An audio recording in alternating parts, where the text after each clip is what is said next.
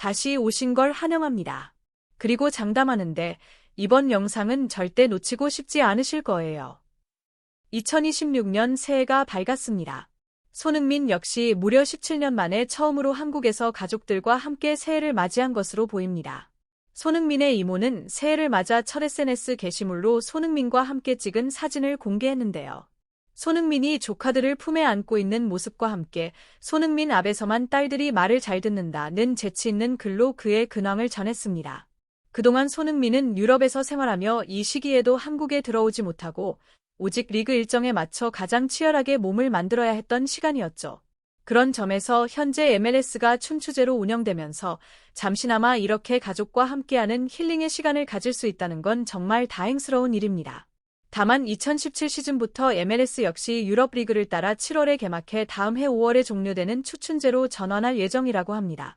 그래도 12월 중순부터 2월 초까지는 겨울 휴식기가 따로 주어지기 때문에 앞으로도 손흥민이 새해만큼은 한국에서 가족들과 함께 맞이할 수 있을 가능성이 커졌습니다. 한편 새해를 맞아 미국 MLS 주요 매체들은 지난 2025 시즌을 돌아보며 각 팀의 성과를 기대치 대비 점수로 평가했는데요. 손흥민이 합류한 LAFC는 이 평가에서 기대치를 충족한 팀이라는 평가를 받았습니다. 그동안 미국 언론이 손흥민을 이야기할 때마다 왜 자꾸 올리비에 지루와 비교하는지 궁금했는데 이 평가를 보니 그 이유가 명확해지더군요. 지루는 2024년 5월 LAFC로 이적해 2025년 7월 다시 모국인 프랑스 리그로 돌아갔습니다. 정확히 지루가 떠난 자리에 손흥민이 합류한 셈이죠. 그래서 미국 언론들은 손흥민을 지루와 비교하면서도 동시에 전혀 다른 유형의 사례라며 높게 평가해 왔던 겁니다. MLS 사무국의 공식 평가에서도 이 흐름은 분명하게 드러납니다. LAFC의 2025년 시즌은 뚜렷하게 두 개의 시즌으로 나뉜다. 시즌 1은 올리비에 지루의 시대였다. 당시 체론 감독은 프랑스의 전설적인 공격수 지루를 중심으로 라인업을 구성하려 했지만 결과는 기대에 미치지 못했습니다. 이 시기의 또 다른 특징은 LAFC가 세 번째 지정 선수 자리를 계속해서 교체했다는 점입니다. 한때 튀르키예 국가대표 체기즈 운데르가 이 자리를 맡았고 이후 방출된 뒤에는 자바이루 딜로슨이 아주 짧은 기간 동안 그 자리를 채웠습니다. 그리고 잠시의 공백기를 거친 뒤 8월 초 손흥민이 합류하면서 LAFC의 시즌 2가 시작됐습니다. 손흥민은 부안가와 합류하자마자 환상적인 호흡을 보여주며 팀의 공격력을 완전히 끌어올리는 엄청난 득점력을 과시했습니다. 연말이 되자 LAFC는 리그에서 명실상부 손에 꼽히는 톱 3팀 중 하나로 평가받게 됩니다. 미국 매체들은 LAFC는 MLS 역사상 최고의 명경기 중 하나로 꼽히는 서브 콘퍼런스 준결승전에서 밴쿠버를 꺾었어야 했을지도 모른다며 손흥민 합류 이후 LAFC가 완전히 180도로 달라졌다고 분석했습니다. 특히 후반기에 압도적인 경기력을 근거로 비록 우승에는 실패했지만 시즌 전체적으로는 기대치를 충분히 충족시켰다는 평가였습니다. 보통 팀 스포츠에는 팀보다 위대한 선수는 없다라는 말이 있죠. 그런데 손흥민을 보면 이 말이 조금은 틀린 것 같다는 생각도 듭니다. 손흥민이라는 위대한 선수가 LAFC에 합류하면서 LAFC라는 팀 자체가 점점 더 위대한 팀으로 바뀌어가는 느낌이 들기 때문입니다. 이런 분위기는 최근 미국 매체들의 보도에서도 그대로 드러납니다. 스포츠 전문 매체 스포츠 일러스트레이티드는 MLS 선수협회에 가입된 500명 이상의 현역 선수들을 대상으로 설문조사를 실시했는데요. 그 결과 손흥민이 뛰고 있는 LAFC가 MLS 선수들이 직접 뽑은 가장 뛰고 싶은 클럽 1위로 선정됐습니다. 미국 언론의 평가는 물론 의미가 있지만 이 결과가 더 특별한 이유는 실제로 그라운드에서 함께 뛰는 MLS 선수들이 솔직하게 답한 설문이라는 점입니다. 이 매체 역시 놀라움을 감추지 못하며 이렇게 전했습니다. 인터 마이애미는 자유계약 선수나 리그 진출을 노리는 유망주들에게 이미 매력적인 선택지로 입증된 팀이다. 하지만 이번 MLS 선수협회 설문에서 가장 매력적인 클럽 순위에는 들지 못했다. 대신 손흥민을 영입한 LAFC가 1위를 차지했다. 2025년에 크게 성장한 샌디에이고가 2위, 음악의 도시로 유명한 내슈빌이 3위에 올랐다. 즉, 손흥민이 있는 LAFC가 메시의 인터 마이애미를 제치고 선수들이 가장 가고 싶어하는 워너비 클럽 1위에 오른 겁니다. 이건 정말 놀라운 결과입니다. 손흥민이 8월에 합류한 뒤 치른 정규 시즌 경기는 고작 10경기뿐이었고 그동안 상대했던 팀도 9팀에 불과합니다.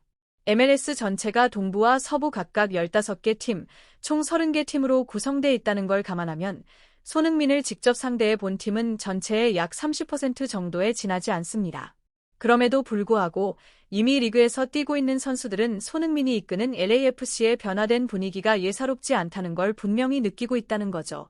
실제로 지난 9월 LAFC 관련 방송에서도 이런 이야기가 이미 흘러나온 바 있습니다.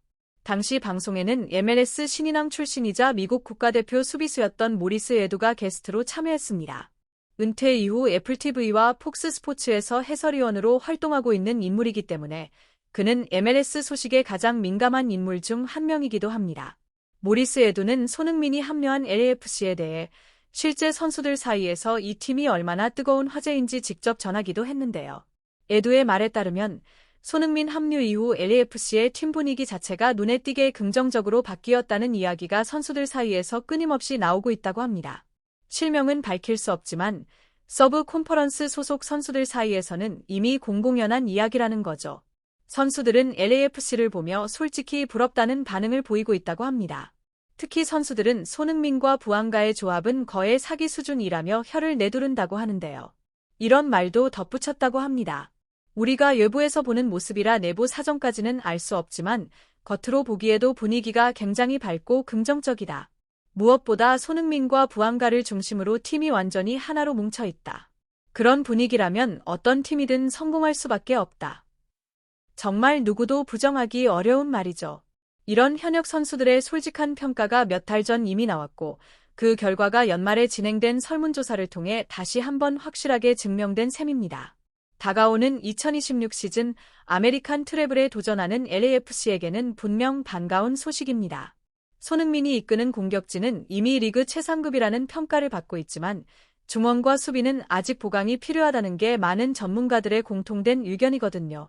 그런데 이렇게 선수들 사이에서 인기가 높다는 건 전력 보강 측면에서도 당연히 큰 플러스 요소가 될 수밖에 없습니다. 얼마 전 화제가 됐던 한 시상식에서 LAFC가 베스트 클럽 브랜딩 상을 수상한 것도 같은 맥락으로 볼 수 있습니다.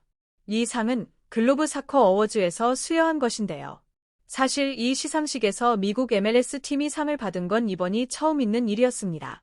원래 이 시상식은 주로 유럽 선수들을 중심으로 상을 수여해왔고 시상식 자체를 만든 주체가 중동의 오일머니이기 때문에 중동 클럽 정도까지만 주목을 받는 경우가 많았습니다. 심지어 메시가 합류한 인터 마이애미조차도 이 상을 받지 못했을 정도였죠. 그런데 손흥민이 합류한 이후 LAFC의 이미지가 전 세계적으로 빠르게 확산되면서 결국 베스트 클럽 브랜딩이라는 상을 MLS 팀 최초로 수상하게 된 겁니다.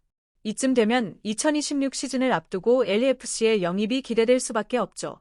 게다가 손흥민이라는 존재 자체가 가진 인맥도 무시할 수 없습니다. 유럽 리그들은 이제 막 겨울 이적 시장이 열리면서 본격적인 스카우트 경쟁이 시작되는 시점인데요. 국내 한 매체의 단독 보도에 따르면 손흥민에게는 선수 영입에 직접적인 영향을 줄 수 있는 3장의 추천권이 주어졌다고 합니다. 기사에 따르면 손흥민은 휴식 기간 동안 이미 몇몇 동료 선수들과 접촉한 정황도 포착됐다고 하는데요. 구체적인 이름은 공개되지 않았지만 손흥민이 직접 선수들을 만날 수 있었던 시점은 최근 런던에 머물렀을 때가 사실상 유일해 보입니다. 물론 문자나 전화로도 충분히 연락할 수 있었겠지만 런던을 방문한 김에 직접 얼굴을 맞대고 이야기를 나눴다면 그 설득력은 훨씬 강력하겠죠. 기존 토트넘 동료들 외에 또 누굴 만났을지는 당연히 공개되지 않았지만 팬들 입장에서는 기대가 될 수밖에 없습니다. 기사에서는 젊은 수비수라는 표현이 등장하는데요. 그렇다면 벤 데이비스는 아닐 가능성이 크죠. 토트넘 소속의 젊은 수비수라면 자연스럽게 드라구신의 이름이 떠오릅니다. 최근 부상에서 복귀한 드라구신은 감격적인 복귀전을 치르긴 했지만 현재 토트넘의 센터백 라인은 너무나 탄탄합니다. 판더 벤과 로메로가 확실한 주전으로 자리를 잡고 있고 그 뒤를 단소가 바치고 있는 상황이기 때문에 드라구신의 입지가 다소 애매해진 것도 사실입니다. 시청해 주셔서 감사합니다. 좋아요와 구독 버튼 누르는 거 잊지 마세요.